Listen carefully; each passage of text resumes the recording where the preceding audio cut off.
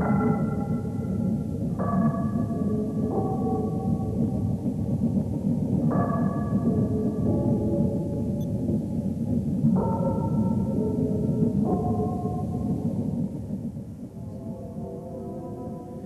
I think about Wraith, I remember a film that was a very intense, challenging learning experience at a time in my life where I was younger than I am right now. And when you're young, you tend to be more daring and more eager to take risks. As the old saying goes, had I known then what I know now, I don't think I would have made the same film, and probably would have made a completely different film altogether.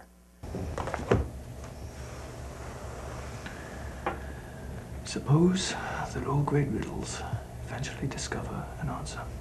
Looking on it now, this was a story that had one interpretation when it was being produced, but has grown to take on something totally different, because it subconsciously and completely unintentionally became a work of foreshadowing events that would take place in my own personal life almost a decade after the film was finished.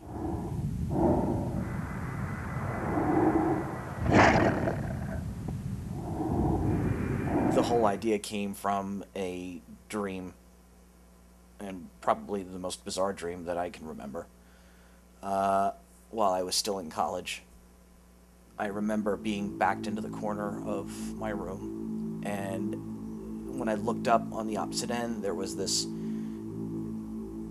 kind of black, thick cloud of mist that was just hanging there, very menacingly. And I remember more than anything the feeling that I had from that dream, which was this overwhelming sense of helplessness and fear, and this sensation of being drained somehow, emotionally and physically. This is where the stories come from, not the everyday, not the normal, the peculiar. And if that many people are right the first time, who's to say that we can't triple that amount with this? The central character was an aspiring author who was very eager for success, perhaps too eager, and expected it too soon. Why not now? And along the way, he stumbles across a very ancient manuscript that carries with it a curse in the form of a supernatural creature, the Wraith. The spirit of the undead that survive on the life force of the living. It feeds on the exceptional. It was a very complex series of images and thoughts and ideas that, in all reality, needed much more time to develop properly, and much more life experience on my part before I could even begin to explore it. But like the character in the film, I was very eager, and unfortunately I couldn't see that this was something much bigger than I was prepared to deal with. I really think we should wait on this. I don't think it's a good time right now. Production on that film was extremely difficult, very technically challenging, and very tough to finally pull off, because you're dealing with technology. So you're dealing with elements that could break down at any given time, and they often did, whether it was the camera, the lights, the sound recording equipment. And when you're in film school, you don't always have the luxury or the money to go back and fix your mistakes.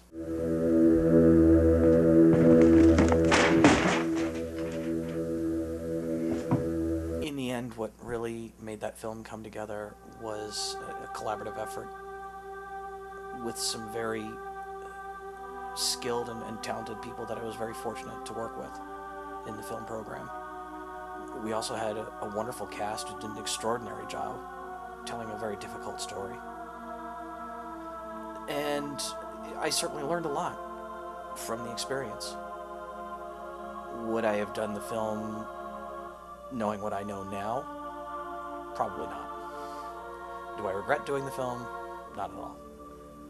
7 years had passed since the film was finished, and my life had changed. I was now married and pursuing other projects. But a few years into my marriage, I had become very ill. I was experiencing very severe bouts of depression, and I kept going back to that dream that I had so many years ago, and those feelings of being completely helpless and terrified of an entity that I couldn't explain what it was, but I knew that it had considerable control over me. You may choose to see history as mythology, yet both will speak of one that will pass through the centuries, seeking to absorb the energy of human life. I was diagnosed with bipolar II disorder, and once I realized it had a name, then I took the steps I needed to get better, which meant medication and treatment. And eventually I got my life back.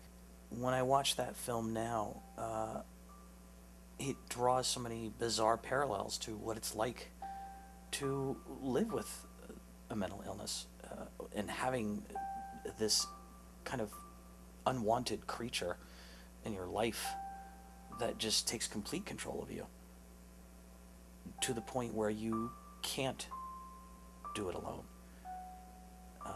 And it is terrifying, and it is very invasive.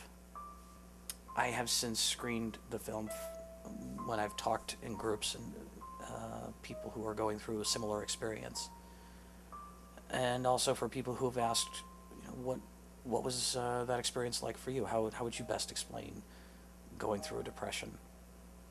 And I always come back to Daniel, the author, in that story, and I'm very glad that you know, I did overcome that demon.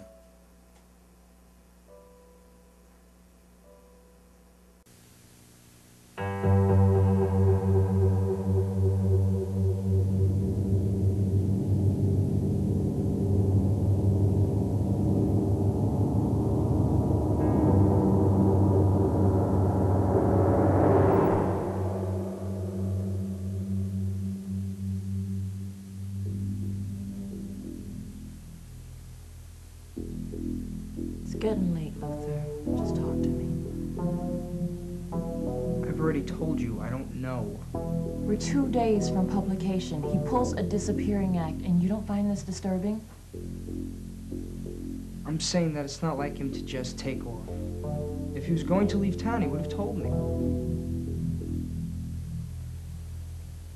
What about the manuscript? I don't know.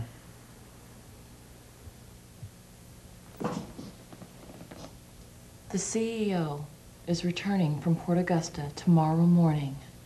I'm not certain it's in our best interest for either of the two to be missing.